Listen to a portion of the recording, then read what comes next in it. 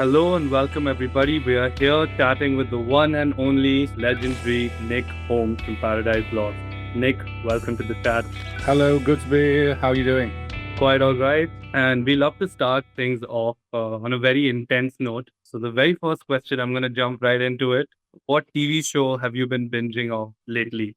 The Gilded Age. Oh, that's pretty cool. Is that an older one? I haven't. No, it's new. It's like the American version of Downton Abbey. Oh, that's pretty cool. I didn't know they made one. Yeah. It's very light. It's very easy to watch. Doesn't get too heavy. It's just, but it's kind of, and it's also quite funny. So I kind of like, it's quite light to watch. I mean, it's amusing, and it doesn't stay with you after you finish watching it. You can just turn it off and then you watch it the next time. So I quite enjoy it at the moment. Yeah, it's pretty good. That's so cool that you say that it doesn't kind of stay with you. It weighs it down. So Although I would say on a more kind of heavy metal note, I would say probably Alien Earth is the other one that I'm watching as well. That's a bit more heavy metal, isn't it? Are you into the horror genre by any chance? The horror movies and horror genre, the visual media. Oh yeah, absolutely, yeah. I'm a big fan. Yeah, since I was a little kid, I've been really into it. Yeah, I mean, I'm quite picky with it. I mean, I'm a bit like I am with music. Really, I'm very, very picky. I can watch a lot. I like to watch lots of films, but there's not many that I really, really enjoy. But I still quite like them anyway because I love the genre. But it's very rare that a film I would say is absolutely brilliant. As a horror film. But yeah, I'm a big fan of the genre. Yeah. If you had to tell me one film that would scare me, because I love horror too. So do you have any recommendations? I always kind of go the same one. Is probably the Hereditary. I've heard of I kind of always go that one because in the last however many years since that came out, I still think of that as a kind of benchmark film for being genuinely kind of unnerving. In kind of in a modern kind of horror context. But yeah, I watch a lot of films. I watch lots and lots and lots of films. I kind of forget what I've seen, to be honest. I watch so many films, So much content nowadays. It's so difficult to keep. Yeah, that's it. Yeah. Paradise Lost has been, I think, one of the steadiest lineups. I just wanted to know what it was like when you guys all met and created the band. If you could flash back to that moment and just share some stories with us. There was a heavy metal rock club called the Frog and Toad in Bradford, and we all used to kind of go there. We tended to frequent the same places when we were teenagers because there wasn't that many places that played rock music. So there was maybe one or two clubs in Bradford, one club in Bradford, there's one club in Halifax. Eventually, I think I wasn't around all the time. But it was a quite niche market for me, and especially the more extreme side of music. There was not many people into it at that time. So the people that were into it, they kind of became their own little club, So we got to know each other just because we had a similar taste in music. The bands we were listening to were very underground, and not everybody liked them. Most people didn't like them at that time. So if you were a fan of Slayer or Metallica, you were kind of in your own little club because no one else was into it at that point. Who would have known how far they would have gone, But yeah, it was. So we got together in very humble situations, and we were all kind of 17, 16, 17, 18 or something. So yeah, I mean, we got together as fans of music, and we got a band. We started the band, and that's the rest is history. But I mean, I think how we started the band was very kind of a humble reasons. We all lived in the same area. We all went to the same drinking in the same pubs, bars, blah blah. We all had, and we got a good. We have a very similar sense of humor. I think that's really kept us together as well as anything else.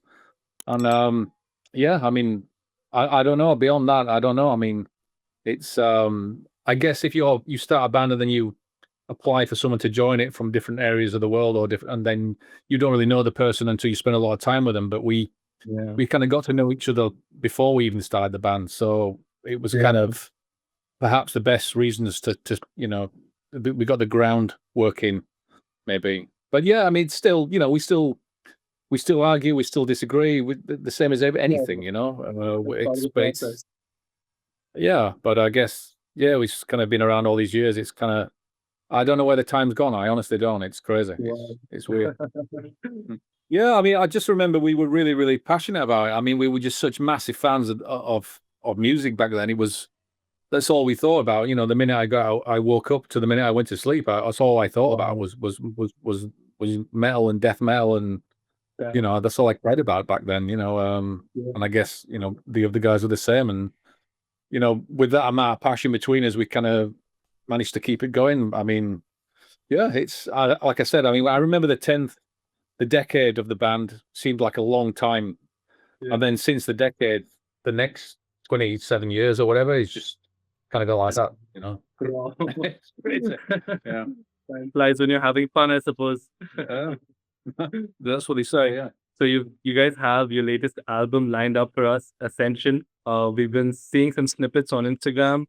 I just saw the video for the vinyl cover, and I have to say the artwork and just the entire LP itself looks beautiful. It looks gorgeous. It's really nice. Apart from just the visual side of things, we've gotten a glimpse into a couple of singles. You guys have three of the singles also out there. I want to get into that a little bit, but before that, just the overall theme of the album. I know you've spoken about it a little bit, but what was the kind of ethos or emotion that you were feeling just going into the writing sessions and just around the time when you were creating this music together? I mean, we always go in. It's when we're writing songs, it's just about what we like as fans of music. It's first and foremost, we kind of set the bar very high. You know, we are our own biggest critics. So I mean, on every level. So Yeah. if I'm writing lyrics, I only like to write lyrics that I like to read, and I change them often. I change them constantly, in fact, as I'm writing them, and I come back to them again and again. And I guess it's similar with the music. I mean, we're very perfectionist. There's nothing done by accident. We spend a lot of time arranging songs and going back to them again. But we had quite a lot of time to work on this album. Time to kind of reflect on.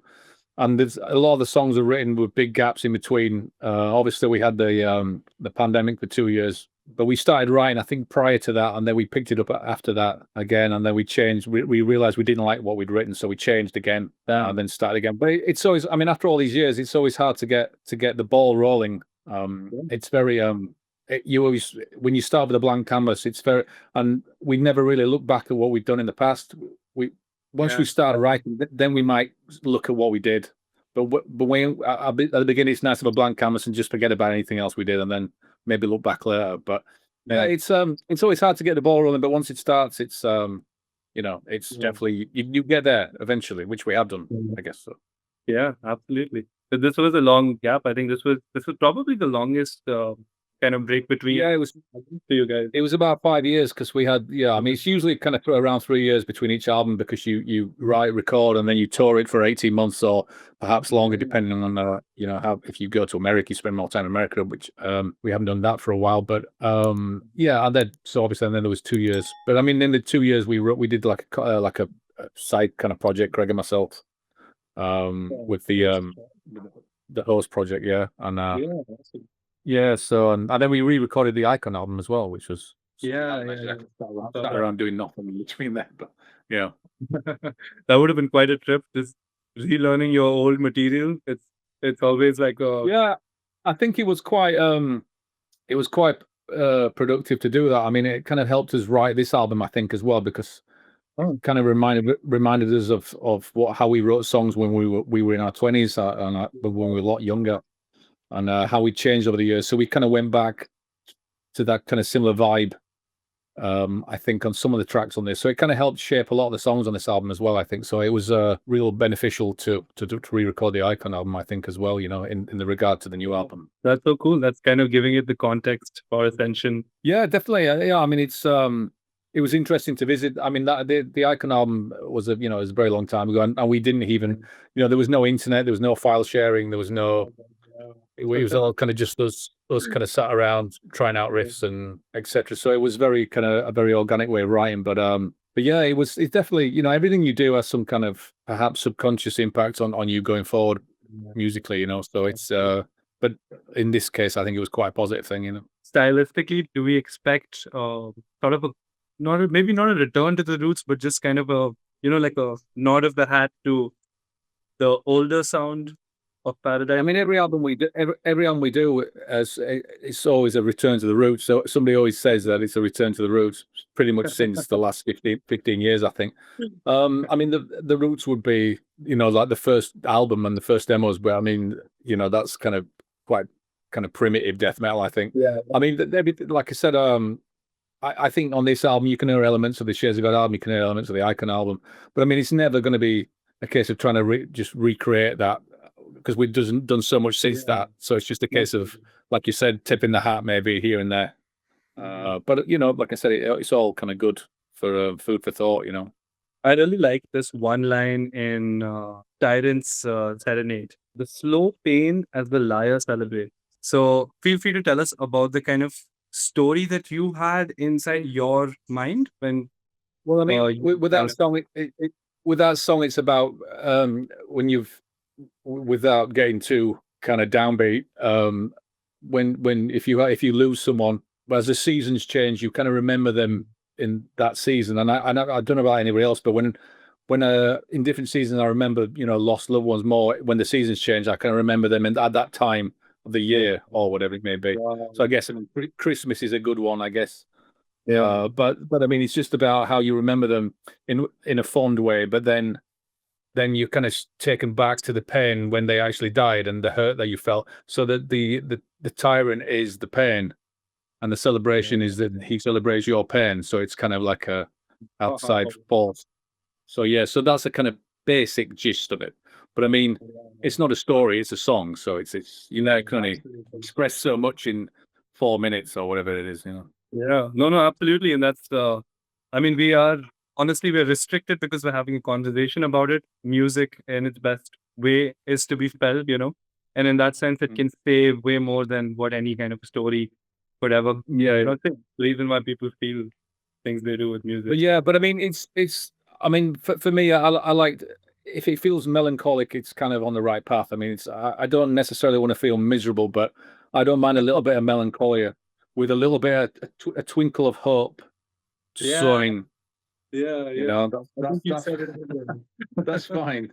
A really sorrowful march. And I think this was again a way you had described Ascension, or no, you had described Tyrant's Serenade particularly.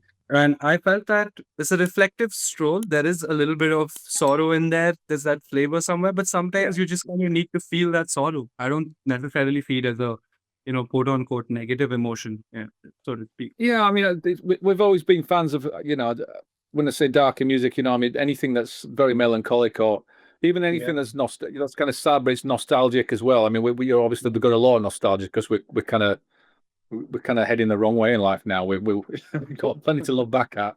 So yeah, I mean, melancholy is such a great subject to write about, and it kind of goes, it goes hand in hand with this kind of music. I mean, it's always we're not going to start writing happy songs about dancing and things. So not yet, anyway. Going to create a club banger anytime soon?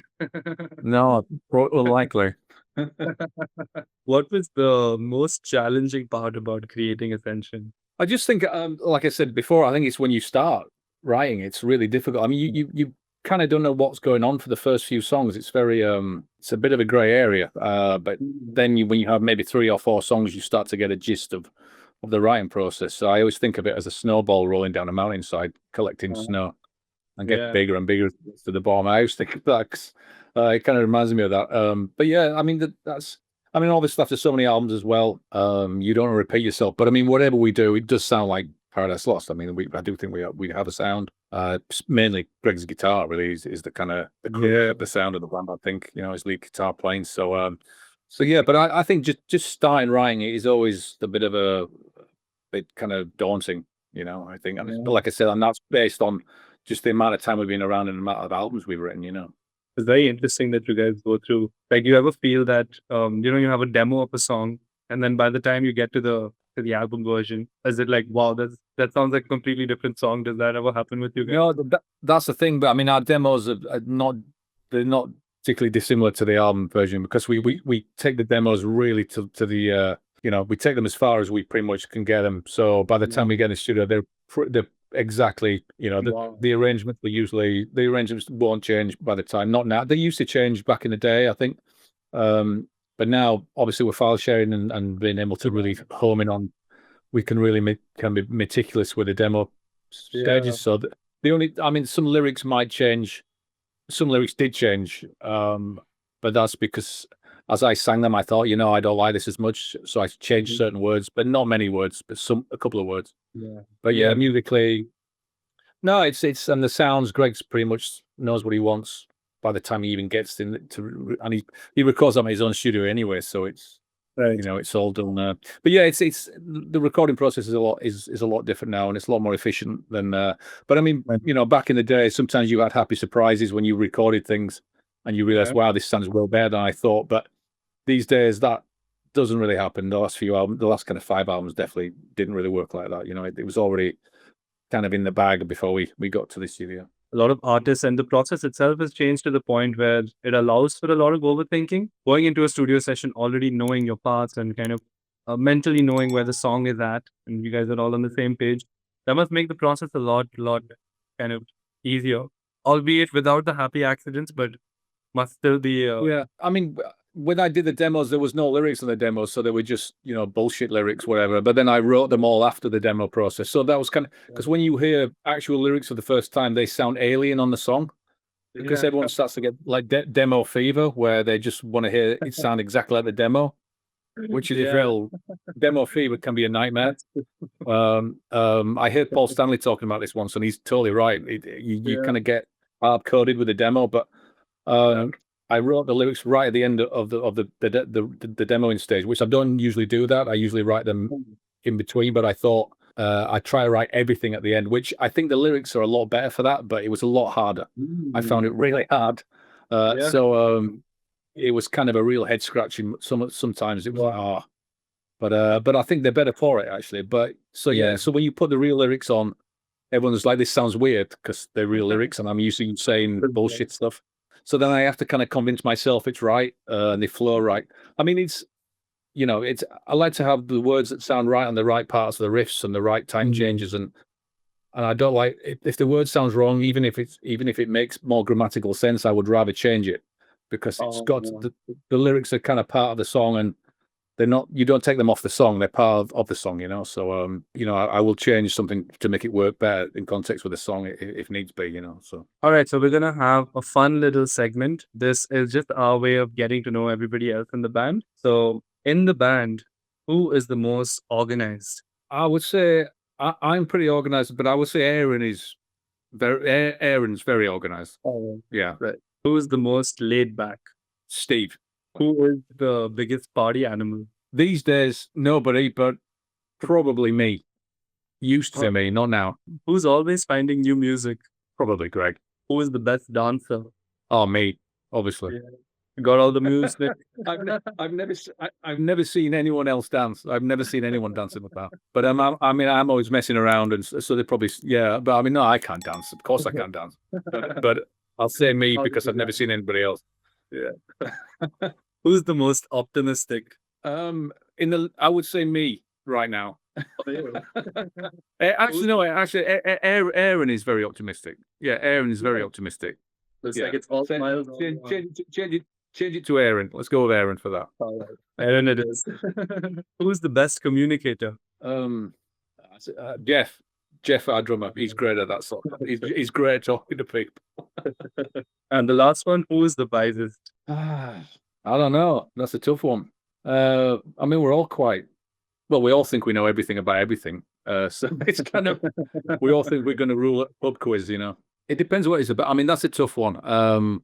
Let's put us all equal on that because I'd have to think about that. That's good. Thanks for playing along. Just have a quick couple of questions before we sign off. So sure, say you also sing in other projects like Host and Bloodbath, where the style of music is quite different from what you do in Paradise Lost. How is it like switching gears? Do the two projects feed into each other, or is it quite challenging sometimes to wear different hats? Or no, it was a little bit strange. I mean, with Bloodbath, it was a little bit strange at first, but when I kind of got used to how I'm going to approach the singing style, I mean, in the studio it doesn't really matter, but live it's a different thing altogether. So I just had to get used to how I was going to approach it. And then, I mean, I did a Bloodbath show and a Paradise Lost show in one day once, which was kind of a bit heavy going.